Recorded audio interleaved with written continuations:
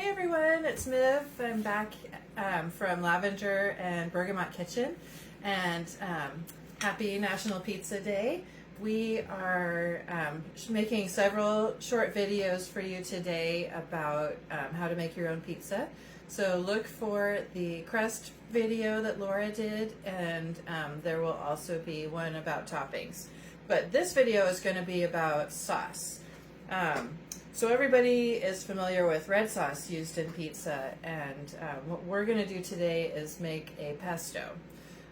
Often pesto is made with basil, but it is February, so I am making pesto with dino kale, which is looks like this. It's sort of the softer kale, and dandelion greens, which are a little bit bitter. I don't personally like using just dandelion greens because it's a little too bitter for me.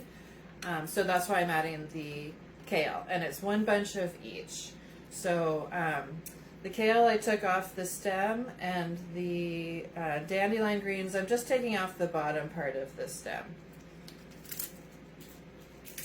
So, and if you're gonna make pesto, you might as well get a couple bunches of whatever you're using, because it's kind of a lot of trouble to just make a small amount. Okay, and then I'm going to add, I have 1 clove of garlic kind of chopped up. And I like to add the garlic, I like to put the greens in and then add the garlic, because that way it doesn't kind of get stuck on the bottom of the food processor. And then I have just a small handful of almonds. These are smoked almonds, which I really like using. They don't give it a lot of smoky flavor, but it just adds a little extra something to the pesto. Okay, and then I'm going to add some olive oil, and probably about a 1/4 cup. You can always add more. And then I'm also going to add the juice from, I think I'll start with half a lemon. I already took the zest off, because when we talk about the toppings later, we're going to be talking about seasonal toppings instead of maybe some of the more traditional toppings. And I thought that lemon zest would be very good on top of the pizza. So I'm going to save that. You could put some in the pesto too, if you really like lemon like me. Okay. And then I'm just going to do a little pinch of kosher salt. And remember, kosher salt is not as salty as sea salt. So if you use sea salt, that's fine, but just use less, because you can always add more salt. Okay, I'm going to pulse it.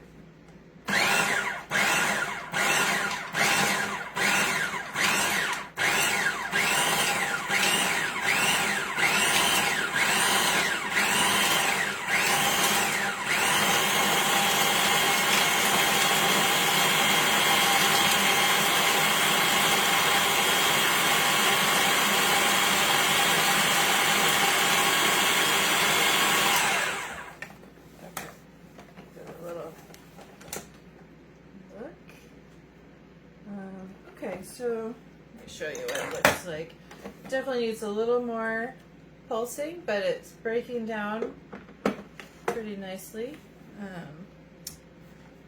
think I will add the other lemon, just get a little more liquid in there.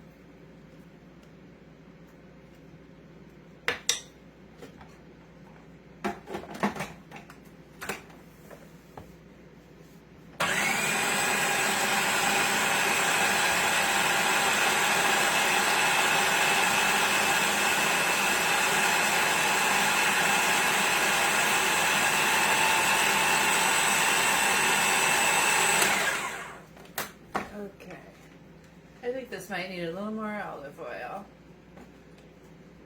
It's just looking a little dry.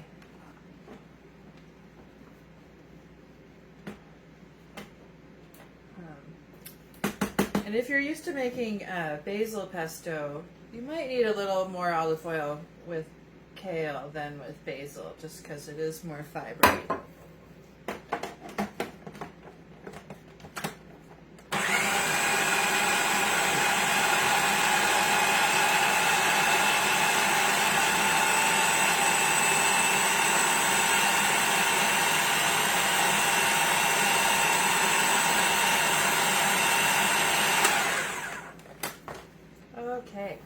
looking really good. I'm going to add some Parmesan cheese that I grated at home. If it's easier for you to buy the grated cheese, do that.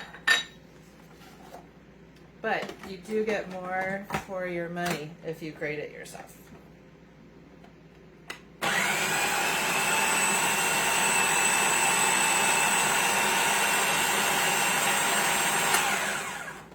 Okay, that's it.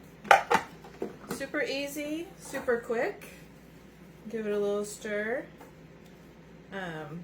So this is going to be enough for pizza, and also I could probably freeze a little bit of it to use later. And a great way to freeze it, my dad used to always put it in ice cube trays and then freeze it and then put it in a Ziploc bag. And that is so great because it's portioned already for you. So that's it. We're going to be back soon with some actual pizza making, and we'll talk about the toppings, and we'll put some of this pesto on the pizza. So hope to see you a little bit later. Thanks for watching.